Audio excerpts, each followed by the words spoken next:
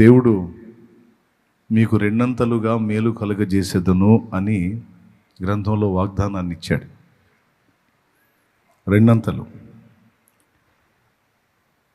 రెండంతల దీవెన బైబిల్లో కొంతమంది భక్తులు పొందుకున్నారు. వాళ్ళల్లో ఏబుని మనం చూడొచ్చు. అగచాట్లకి కేర్ ఆఫ్ అడ్రస్ ఎవరు అంటే ఏబు కనపడతాడు. పాత నిబంధనలో ఏబు కనపడతాడు. అయితే రెండంతల ఆశీర్వాదానికి కేర్ ఆఫ్ అడ్రస్ ఎవరంటే కూడా ఏబే కనపడతాడు. దేవునికి స్తోత్రం. దారుణమైన సమస్యలకి అడ్రస్ ఎవరు అంటే ఏబే. రెండంతల మేలు అనే వాగ్దానాన్ని స్వతంత్రించుకున్నవాడు కూడా ఏబే. ఏబు తను శోధనలో కోల్పోయిన వాటన్నిటికీ ప్రతిగా అన్ని రెండు పొందాడు. 500 జతల ఎడ్లకి 1000 జతల ఎడ్లు పొందాడు. 500 ఒంటెలకి 1000 ఒంటెలు పొందినట్టు 10 మంది సంతానానికి ప్రతిగా 20 మందిని పొందాడు. 10 మంది ఏమో దేవుని దగ్గర, 10 మంది ఏమో మళ్ళా భూమి మీద. ఆ రెండవసారి పుట్టినోళ్లలో చాలా చక్కనోళ్ళు ఉన్నారట. ఆమె చాలా చక్కనిది అని ఒక కూతురు గురించి రాస్తాడు. ఆ రెండంతల మేలు, రెండంతల దీవెన తప్పకుండా మనకి దేవుడు అనుగ్రహిస్తాడు. ఇంకా చెప్పాలంటే మనం ఇంటా బయట ఎక్కడున్నా మనం ఆయన లోకంలో, ఆయన ప్రపంచంలో, ఆయన ధ్యాసలో, ఆయన ధ్యానంలో మనం ఉండాలనేది ఆయన కోరిక. మీలో కొంతమంది అలాంటి వాళ్ళే అయి ఉన్నారు. మీరు పనిచేసే దగ్గర ఆయన ఆలోచనే, మీరు ఇంట్లో ఉన్నప్పుడు ఆయన ఆలోచనే, పడక మీదకి వెళ్ళినప్పుడు ఆయన ఆలోచనే, వేకున లేవగానే ఆయన ఆలోచనే. భక్తి పరులు ఉన్నారు మీలో. ఎక్కడన్నా కూర్చొని ఎవరితోనన్నా మాట్లాడుతుంటే ఆయన సంభాషణ తేకుండా మీ మాటలు ఉండవు. ఎక్కడన్నా కూర్చొని మీరు మాట్లాడితే ఎవరితోనైనా 10 మాటలు మాట్లాడితే కనీసం అందులో ఒక్క మాట అయినా యేసు అనే వ్యక్తిని కూర్చుంటుంది. నాకు తెలుసు మీ హృదయంలో ఆయన పట్ల ప్రేమ, భక్తి, తన్మయత్వం సమృద్ధిగా ఉంది. ఎందుకంటే మీకు అలసట కనపడట్లా, వెగటు కనపడట్లా. నాకు అర్థమవుతుంది మిమ్మల్ని చూస్తుంటే మీకు లోకం మీద వెగటు పుట్టినట్టుంది. దేవునికి స్తోత్రం. మీకు లోకం మీద వెగటు పుట్టినట్టుంది. అవకాశాలు లేక వెళ్తున్నారు, కానీ అవకాశం ఉండి అంత ఆహారం దొరికి అంత ఆదరణ దొరికితే రోజు ఒక కూటం పెట్టుకొని పొద్దున ఒక కూటం, సాయంత్రం ఒక కూటం. అపోస్తలుల కార్యాల్లో వాళ్ళు ఎడతెగక దేవాలయములో ప్రతిదినము తప్పక కూడుకొనుచు ఇంటింట రొట్టె విరుచుచు అన్నట్టు అలా ఉండే చేయాలనేది మీలో చాలామంది హృదయ వాంఛ. నాకు తెలుసు, అది కూడా తెలుసు నాకు. ఎందుకంటే నేను పరీక్ష పెట్టి చూస్తున్నా. ఏ క్వశ్చన్ అన్నా వెగట కనపడిద్దేమో, ఏముందిలే అనుకుంటారేమో అని కనిపెడతాను నేను. మీకు లోకం మీద వెగటుంది, దేవుని పట్ల నీకు వెగటు లేదు, ఆసక్తి ఉంది. మీ మనసుల్లో అలా ఫిక్స్ అయిపోయారు. ఆయనే నా ప్రపంచం, ఆయనే నా లోకం, ఆయనే నా ఆనందం, ఆయనే నా అతిశయం, ఆయనే నా ధనం, ఆయనే నా ఘనత, ఆయనే నా ఆస్తి, ఆయనే నా అంతస్తు. ఇంకా ఆయనకి మించి నాకేమీ లేదు అని మీ మనసుల్లో అలాంటి ఆరాధనా భావం, భక్తి భావం, ప్రేమ భావం, సమర్పణ భావం అనేది నేను చూస్తున్నాను. నేను చూసి సంతోషపడి దేవుని మహింపరుస్తున్నాను. ఏ జాతి పక్షి ఆ జాతి గుంపులో కలిసిద్దట, ఏ గూటి పక్షి ఆ గూటికి చేరిద్దని, ఏ జాతి పక్షి ఆ జాతి గుంపులోనే కలిసి అక్కడే ఎముడగలిగిద్దని, ఇంకెక్కడ ఎముడలేదు. మీరంతా నా జాతి వాళ్ళు అన్నమాట. మనమంతా కలిసి ఆయన జాతిలో కలవటానికి తిప్పలు పడుతున్నాం. కలిపాడు, ఆయన రక్తాన్ని బట్టి కలిపేశాడు. ఎందుకంటే నాకు అదే ప్రపంచం, ఆయనే. కూర్చున్నా, లేచినా, పడక మీదకి వెళ్ళినా, నిద్ర లేచినా, ఖాళీ దొరికినా ఆయనను కూర్చిన ఆలోచన, ఆయనను కూర్చిన తలంపులు. ఈ మధ్య మధ్యలో కొన్ని సమస్యలు ఎంటర్ అవుతూ ఉంటాయి, అవని ఇవని అదని ఇదని, ఇబ్బందిగా అనిపిస్తుంది. ఎందుకు నాకు ఇలాగ అనిపించింది, నాకే అనిపించిద్దా లేకపోతే ఇంకా ఎవరికన్నా అనిపించిద్దా అంటే మీ దగ్గర కూడా అదే లక్షణం కనపడుతుంది. ఈ మాట మీకు నాకే కాదు, అసలు సంఘము, క్రీస్తును ప్రేమించి క్రీస్తు చేత వెలిగించబడిన సంఘము యొక్క ఒరిజినల్ లక్షణం అదేనట. యెరూషలేము కుమార్తెలారా, లేచుటకు ప్రేమకు ఇష్టము పుట్టు వరకు నన్ను లేపకయు కలత పరచకయు నుండుడని మిమ్మును బతిమాలు కొనుచున్నాను అన్నది పరమగీత సంఘకన్య. ప్రేమ ఎవరైనా, ప్రేమ వాక్యం ఎవరు? మన ఇమ్మానుయేలు. యేసయ్య పేరు ప్రేమ కూడా. దేవుడు ప్రేమాస్వరూపి అయి ఉన్నాడు. దేవుని ప్రేమకు రూపం ఇస్తే ఆ రూపం యేసు. Praise the lord. అక్కడ ఆమె అంటుంది, చూస్తారా మీరు ఒక వచనం, బతిలాడుకుంటుంది, నేను ఆయనలో ఉన్నాను, ఆయన నాతో ఉన్నాడు, ఆయన నేను, నేను ఆయన, మమ్మల్ని మీరు అభ్యంతరపరచకండి, ఇబ్బంది పెట్టకండి అని ఒక చోట కాదు చాలా చోట్ల అందు చూడండి. 2వ అధ్యాయం 7వ వచనం. యెరూషలేము కుమార్తెలారా, పొలములోని ఇరులను బట్టి లేళ్లను బట్టి మీ చేత ప్రమాణము చేయించుకొని ప్రేమకు ఇష్టమగు వరకు మీరు లేపకయు కలతపరచకయు నుండుడని మిమ్మును బతిమాలు కొనుచున్నాను. 16వ వచనం చూడు, 2:16 చూడు నాయన. నా ప్రియుడు నావాడు, నా ప్రియుడు నావాడు, నేను అతని దానను. ఆహా, దేవునికి స్తోత్రం కలుగును గాక. ఓకేనా? మళ్ళీ ఇంకో చోట కూడా చూడండి, 10వ వచనం, 7-10 చదవండి.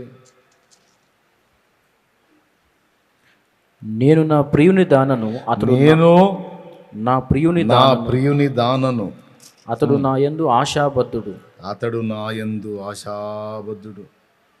దేవునికి స్తోత్రం కలుగును గాక. ఒక్కొక్క మాట మనల్ని ఎంతో ఆలోచింపజేసే మాట.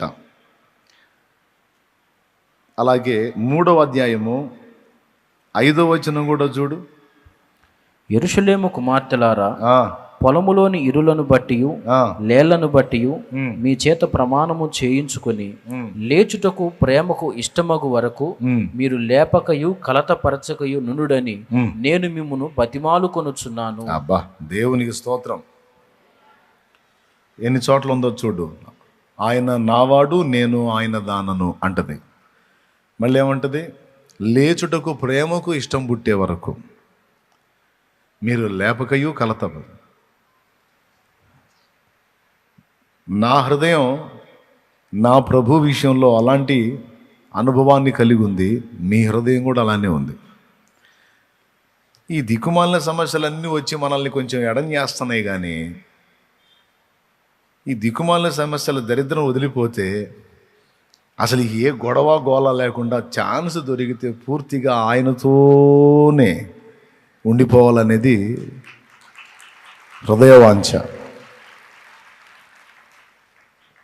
నేను ప్రభువుని రుచి చూసి ఆయన సహవాసంలో కొనసాగుతూ ఉన్నప్పుడు ఆయనకు ఎడమై కొంత సమయం లోకానుసారమైనటువంటి పనుల్లో, మరి ఫ్యామిలీ రొటేట్ కావాలి కదా, నడవాలి కదా బండి, కొన్ని గంటలు నేను జీవనోపాధి సంబంధమైన కార్యక్రమంలో ఉంటే అది నా ఫీలింగ్ నాకు ఎలా ఉంటుందంటే, నేను నా ప్రభువుని మయంపరచకుండా, నా ప్రభుతో గడపకుండా, ఆయన్ని ప్రచురపరచకుండా, ఆయన ప్రేమ మాధుర్యాన్ని రుచి చూసిన నేను దాన్ని అనేకులకు పంచకుండా బంధించబడ్డట్టు అయిపోయింది నా పని.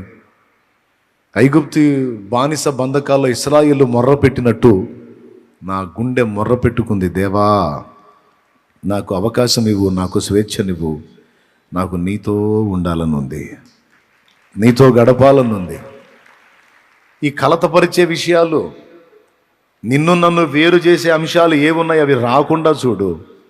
నాకు నువ్వు కావాలి, నీతో ఉండాలి, నీతో బతకాలి, నీ చిత్తం చేయాలి, నీ సేవ చేయాలి, నీ నామాన్ని ఊరేగించుకోవాలి, నీ నామాన్ని ఎలుగెత్తి చాటాలి, నీ నామాన్ని మహిమపరచాలి, నీతో, నీలో, నీ కొరకు బతకాలి. దేవా, నా ఆశ అది.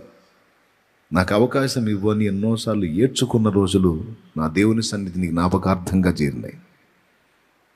ఆయన కృపతో ఆ బంధకాల్లోంచి విడుదలిచ్చి ఫుల్ టైం ఇచ్చాడు. నీ ఓపిక, నువ్వు ఆశించినట్లే నేను నీ ఎడల చేశాను కానీ అన్నాడు. గత 17 సంవత్సరాలుగా నాకు అవకాశం దేవుడు ఇచ్చాడు. ఈ 17 ఏళ్ళుగా నేను ఆ అవకాశాన్ని వినియోగించుకొని ఆయన మాటలో, ఆయన పాటలో, ఆయన ధ్యాసలో, ఆయన ధ్యానంలో, ఆయనలో నా సమయమును ఖర్చు చేసుకుంటూ నేను అడిగిన విజ్ఞాపనకు ఆయన ఇచ్చిన జవాబుకు న్యాయం చేసుకోవడానికి నా వంతు తిప్పలు నేను పడుతున్నా. చిన్నగా మీరు కూడా అదే జాబితాలోకి వచ్చారు.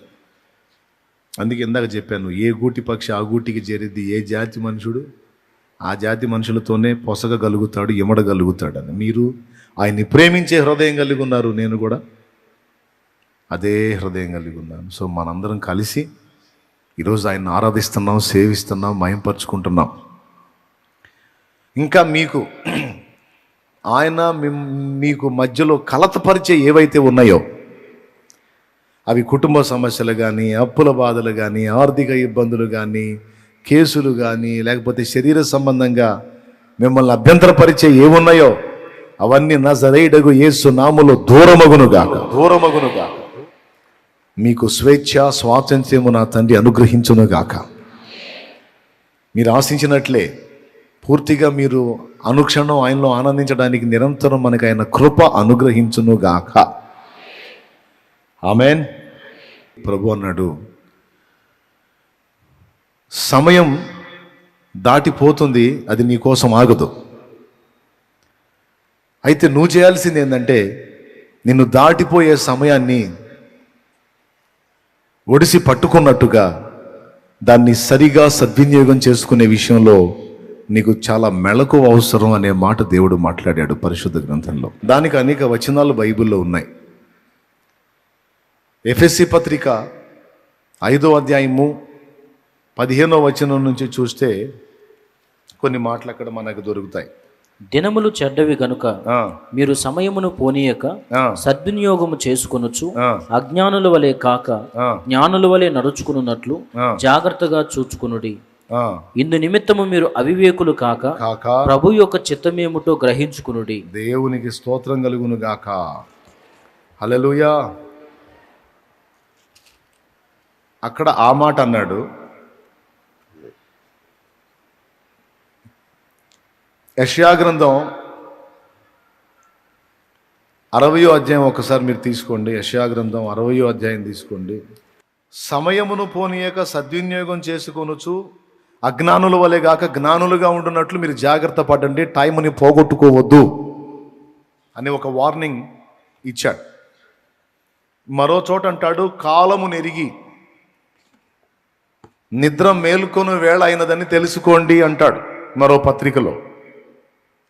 యేసు ప్రభువారు అంటాడు, ఆ కాలములను గూర్చియు ఆ సమయములను గూర్చియు మీరు జాగ్రత్తగా ఉండాలి. మీ దీపాలు వెలుగుచూని ఉండాలి, మీ నడుములు మీరు కట్టుకొని ఉండాలి. గర్భిణీ స్త్రీకి ప్రసవ వేదన ఎలాగొస్తుందో నా రాకడ దినం కూడా అలానే ఉంటుంది.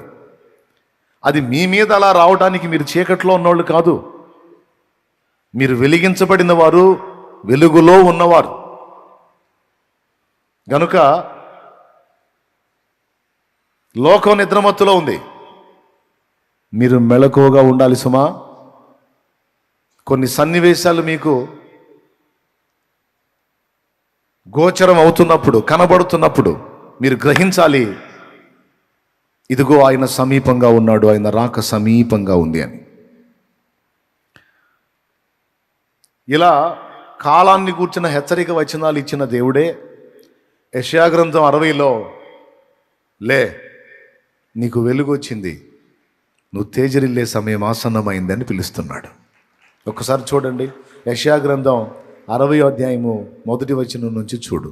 నీకు వెలుగు వచ్చి ఉన్నది, లెమ్ము, తేజరిల్లుము, యెహోవా మహిమ నీ మీద ఉదయించెను. దేవునికి స్తోత్రం కలుగునుగాక. దేవుడి ఈ మాటలన్నిటిలో నుండి పరిశుద్ధాత్మ స్వరం మనకు అనుగ్రహించుగాక. అడ్డగించే దుష్టాత్మలను యేసు నామములో ప్రభు బంధించుగాక. ప్రభు తన వాక్కును మనకు అందించుగాక. ఆమెన్. జాగ్రత్తగా వినండి. దేవుని వాక్యం స్పష్టంగా సాక్ష్యం ఇస్తుంది. కాలాన్ని పోగొట్టుకునేది అన్యుడు. నా పిల్లలుగా మీరు కాల విలువను ఎరిగిన వారై దాన్ని జాగ్రత్తగా సద్వినియోగం చేసుకోండి అని పిలుస్తున్నాడు. మనం ఆ విషయంలో కేర్ఫుల్గా ఉండాలి.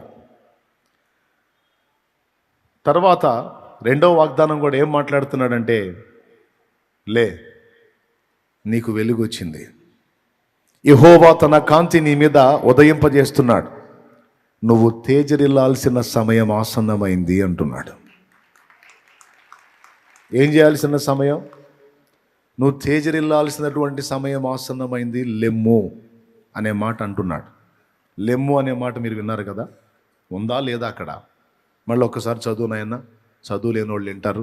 నీకు వెలుగు వచ్చి ఉన్నది, లెమ్ము, తేజరిల్లుము, యెహోవా మహిమ నీ మీద ఉదయించెను. బాగా వినండి ప్రియులారా, నీకు వెలుగు వచ్చింది, లెమ్ము అనే పదం వాడాడు. అంటే అక్కడ రెండు విషయాలు మీకు అర్థం కావాలి. లే అనే పదం దేవుడు వాడుతున్నాడంటే ఆ వ్యక్తి బహుశా కూర్చొనన్నా ఉండాలి, లేదా పడిపోయన్నా ఉండాలి. పడుకోనన్నా ఉండాలి, కూర్చొనన్నా ఉండాలి. అలా ఉంటేనే నిద్రపోయేవాడిని మనం ఏమంటాం? లే, లెమ్మో అంటాం. తర్వాత అదే పదం ఎవరికి వాడతాం? కూర్చున్నోడిని. లే, కూర్చున్నది చాలు. కూర్చున్నోడిని, నిద్రపోయేవాడిని ఇద్దరిని లెమ్ము అనే పదం వాడతాం. నీకు వెలుగు వచ్చినది లెమ్ము అనే పదం దేవుడు వాడాడు అంటే అక్కడ రెండు అర్థం కావాలన్నాను. ఒకటి, ఆయన ఎవరికి చెప్తున్నాడో ఆ వ్యక్తి లేదా ఆ వ్యక్తులు పరుండన్నా ఉండాలి, లేదా కూర్చొనన్నా ఉండాలి. కారణం ఏమిటి అంటే, నీకు వెలుగు వచ్చింది, ఇప్పుడు వెలుగు వచ్చింది అంటున్నాడంటే అంతకుముందు ఏముంది? పగలున్నంత వరకు మనం పని చేయగలం. రాత్రి వస్తుంది, అప్పుడు ఎవడు పని చేయలేడు, ఏమీ చేయలేడు. అందుకే పగలు 12 గంటలు ఉన్నవి, పగలున్నంత వరకు మనం పని చేయాలనే మాట వాడాడు. అంటే ఇక్కడ చీకటి ఆవరించింది. ఆ చీకటి దెబ్బకి ఈ వ్యక్తి నిద్రమత్తులోకో లేకపోతే ఏమీ చేయలేనటువంటి నిస్సహాయ స్థితిలోకి వెళ్ళిపోయి ఆడ కూలబడిపోయాడు. ఆ స్థితిలో ఉన్న వ్యక్తిని దేవుడు దర్శించి అంటున్నాడు, అంధకారం ఆవరించిందని ఉన్న చోటనే ఉండిపోయావు, కదలకుండా ఆగిపోయావు. ఇదిగో నీకు వెలుగు వచ్చింది, లే. ఇక నువ్వు వెలుగు వచ్చిన తర్వాత నువ్వు అలా కూర్చొని అలా పరుండి ఉండటానికి లేదు. వెలుగు లేనప్పుడు, అంధకారంలో నువ్వు ఉన్నప్పుడు, చీకట్లో ఉన్నప్పుడు ఏం చేయలేవు కాబట్టి నువ్వు కూర్చున్నావు, కూలబడ్డావు, పరుండావు. అయితే నిన్ను అదే స్థితిలో ఉంచటం నాకు ఇష్టం లేదు. ఆ స్థితిలో నుంచి నిన్ను పైకి లేవనెత్తాలని నేను ఆశపడుతున్నాను. అంధకారంలో అచేతనంగా నువ్వు పడుండవు నాకు ఇష్టం లేదు. నీ మీదికి నా వెలుగును పంపుతున్నాను, ఆ వెలుగు చేత నీవు తేజరిల్లాలని నేను కోరుకుంటున్నాను. సో అంధకారంలో నుంచి వెలుపటికి, కూర్చున్న స్థితిలో నుంచి లేదా పరుండ స్థితిలో నుంచి పైకి లేచి, మూడవది ఏం చేయాలని చెప్తున్నాడు? తేజరిల్లు. తేజరిల్లటం అంటే ప్రకాశించమంటున్నాడు, ఒక వెలుగు వెలగమంటున్నాడు. అప్పుడప్పుడు లోకస్తులు ఈ మాట మాట్లాడతారు, అబ్బో ఆయన మామూలుగా వెలగల, ఒక వెలుగు వెలిగినోడు అంటారు. వెలుగు వెలిగినోడు ఏందండి? ఏమన్నా కరెంటు పెట్టి లైట్లు పెట్టారింది? ఒక వెలుగు వెలిగినోడు ఏంది? అసలు వెలగటం అంటే ఏంటి? తేజరిల్లటం అంటే ఏంటి?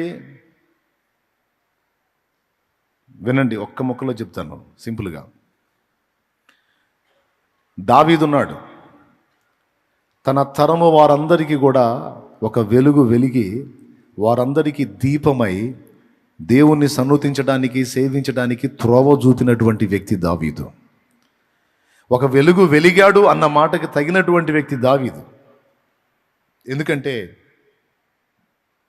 ఇశ్రాయేలు జనాంగమే అన్నారు, ఒక యుద్ధంలో దావీదు సొమ్మసిల్లినప్పుడు ఇష్బీ బెనోబా అనేవాడు దావీదుని ఈట తీసుకొని అటాక్ చేస్తాడు. ఆ టైంలో అభిషై రాజును ఆదుకొని వానిని కొట్టి హతం చేస్తాడు. ఆ తర్వాత యుద్ధం అయిపోయిన తర్వాత ఇశ్రాయేలు జనాంగం అంటారు సైన్యం, మాకు దీపము వంటి వాడవైన నీవు యుద్ధమునకు రావద్దు, నువ్వు రిలాక్స్ అవు, మేం పోరాడతాం, కానీ మాకు నువ్వు యుద్ధం చేయాల్సిన అవసరం లేదు, నువ్వు మాత్రం మాకు ఉండాలి, ఎందుకంటే మాకు దీపము నువ్వు, మాకు దీపం నువ్వు. అవసరమైతే నువ్వు మోయాల్సిన బరువు, బాధ్యతలు, ఆ భారాలన్నీ మేము మోస్తాం. నువ్వు తేడా పడ్డావంటే, నువ్వు మరుగైపోయావంటే మేము అంధకారంలో కూర్చుంటాం. మాకు దీపం వంటి వాడు అంటే అర్థం ఏంటి? మేము ఎటు పోవాలో, ఏం చేయాలో, ఎలా నడవాలో మాకు త్రోవ చూపేది నువ్వే. అమ్మో, నువ్వు డ్యామేజ్ అయిపోతే, నువ్వు ఎఫెక్ట్ అయిపోతే మా గతేంటి? మమ్మల్ని దేవునిలోకి నడిపించేది ఎవరు? పాపము, శాపము, అంధకారం నిండిన ఈ లోకంలో జీవం గల దేవుని వైపుకు మమ్మల్ని తిప్పేదెవరు? ఆయన సన్నుతిని మాకు నేర్పేదెవరు? మా చేత ఆరాధన చేయించేవాడెవరు? ఆయన గురించి గొప్ప గొప్ప విషయాలు మాకు చెప్పేవాడెవరు? ఆయనలో ఉన్న ఆనందాన్ని, మాధుర్యాన్ని అనుభవించి మాకు అవగాహన కలిగించే వాళ్ళు ఎవరు? గనుక నువ్వు ఇబ్బంది పడితే మాకు చాలా ప్రాబ్లం అయిపోతుంది. కాబట్టి మేమందరం ఇదైనా ఇబ్బంది లేదు, కానీ నువ్వు మాత్రం క్షేమంగా ఉండాలి.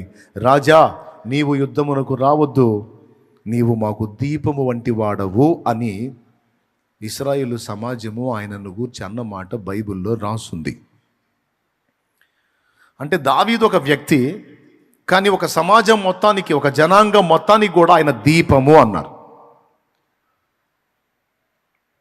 అంటే ఆయన జీవితంలోంచి, ఆయన భక్తిలోంచి, ఆత్మీయతలో నుంచి వీళ్ళు చాలా నేర్చుకుంటున్నారు.